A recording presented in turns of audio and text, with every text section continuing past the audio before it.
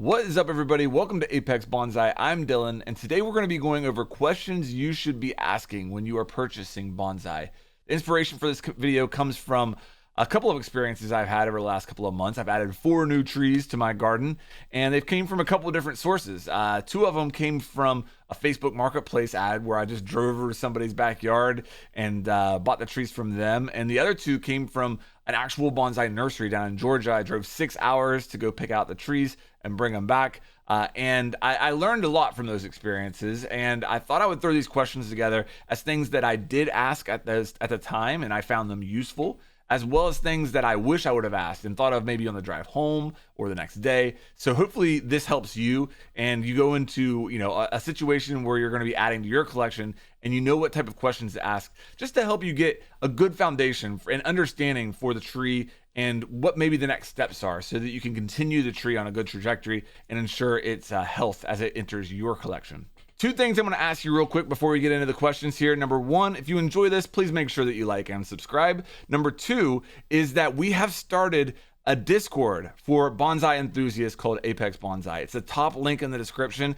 It's just a place to come hang out with other people who are enjoying the hobby, chat, show pictures, show off your trees, ask questions. And what I'm really excited about in there is I've set up a tree journal forum where you can go in there and post your trees, information about that, and then go back and update them as you make progress on the trees, updating them with pictures and just talk about what you did. That way you can kind of keep track of your progress and also share that with other people. So I'm really excited about this Discord. Make sure you go check it out. First question you should be asking is, how long have you had this tree? What's the story with it?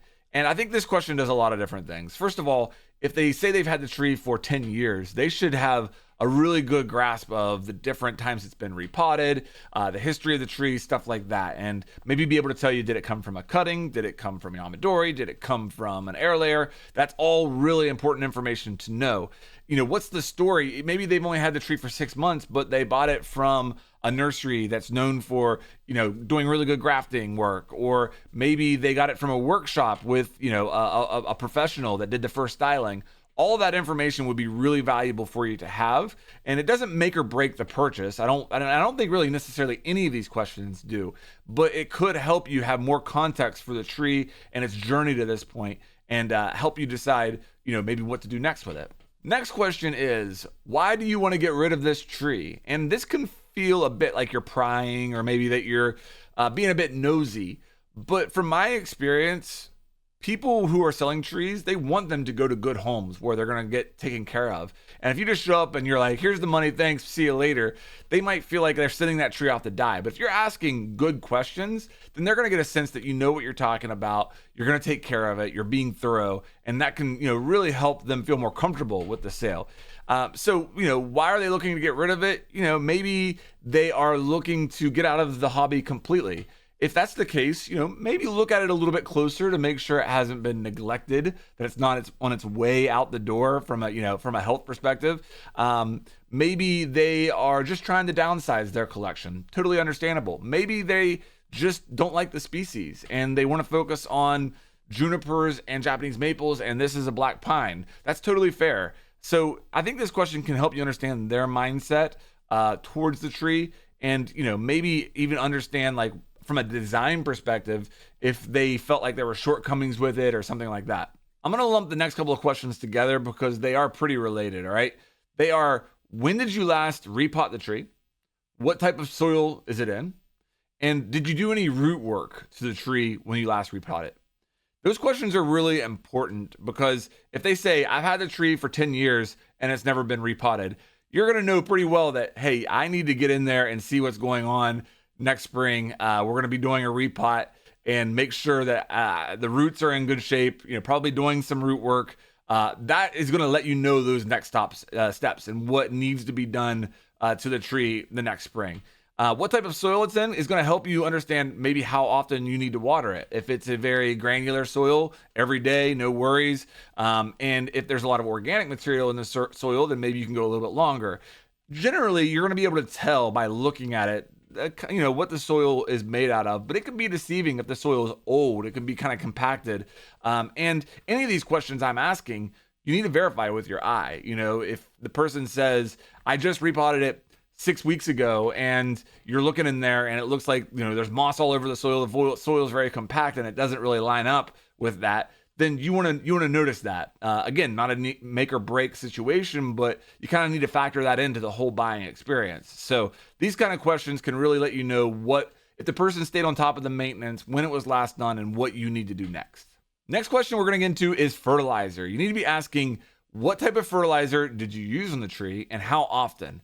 This is important for a lot of different reasons. If they heavily fertilized recently and you go home and put it on your fertilizer regimen, you don't want to, risk burning the tree out with nitrogen and doing damage that way. Also, big thing here that I learned the hard way is that if they're using organic fertilizer and they don't have squirrels in their yard, you take this tree home, you put it in your garden where you do have squirrels, the squirrels are going to go and dig that organic fertilizer out of the soil, and you're going to end up with a mess and a lot of stress on the tree. So you want to know if they've been using organic soil, especially if you have squirrels, dogs, any type of pests like that in your backyard. Next question you want to ask, and this question is really for their garden as a whole, not just the plant, and you really want to be specific about that when you're asking, and that is, have you had any issues recently with pests, insects, or fungus? And the reason you want to know about their garden as a whole is if they say, yes, I have a tree over there that I've been trying to fight spider mites, and they might swear to you up and down, this one doesn't have it, and that's fine, maybe it doesn't. But I'm still going to go home and maybe keep it in quarantine for an extra long period of time. I'm going to be keeping a close eye on it. I'm going to be doing the paper test with it every couple of days to see if I detect anything with spider mites. The last thing you want to do is bring a tree into your garden that has some type of problem that's going to get spread to the rest of your trees. So you want to be thorough, ask that question. You want to ask, have they recently treated for fungus, insects? If so, what did you use? When did you use it? And that can kind of give you an indication of what you might need to treat it with, or it can maybe prevent you from treating as soon as you get home if they just treated. That I always recommend any new tree that you're bringing home, you put into quarantine for at least a couple of weeks, so you can kind of keep your eye on it, see if there's anything weird with it, test it for insects, bugs, and eliminate that risk of it spreading to the rest of your garden if that is the case. But yeah, you want to know if they recently treated, so that can help you. Next question, when is the last time you pruned or cut back? And you might be able to tell or see signs of this visually by looking at fresh cuts or scars or heavy trunk chops. Depends on the tree that you're buying. But the reason I like to ask this is if they say, last time I pruned was 4 months ago, and you're looking at this tree and you don't see any new growth, that can be an indicator of the health of the tree. The fact that it's not pushing any new growth and it's not because it was recently cut back. That's an indicator to you. Again, not make or break, but it's good information to know. So, you can kind of gauge the vigor of the tree based upon the answer of that question. Last question I'm going to suggest here is, can you come down on the price? And listen, we're not trying to lowball people here. Bonsai are expensive for a reason. But if the person's trying to get out of the hobby completely and getting rid of all their trees, they might be willing to be a little bit flexible on the price, and it's worth asking. Also, keep in mind, like if you're Facebook Marketplace, for example, there's not like a ton of people that are doing bonsai. I know in some areas there's more than others, but there's a good chance if the listing's been up for 2 weeks that you might be the first person that's reached out about it. And if that's the case, they might be willing to move on that price a little bit. So never hurts to ask, but don't go in and lowball people, with 25% of their asking price or something like that. That's not cool. And in general, we're all in bonsai together and we want to be friends and support each other. So if they've, gotten the tree to a good place where you want to buy it, then they should be compensated for that. All right, that's it for my questions. What did I miss? Put them down in the comments if there's ideas that you have for good questions to ask, experiences that you've had. Really interested in stuff like, unique questions for if you're purchasing Yamadori, which is something that I've never done. I would imagine that would involve a unique set of questions. So that type of stuff can be really useful down in the comments. I'll be looking through that.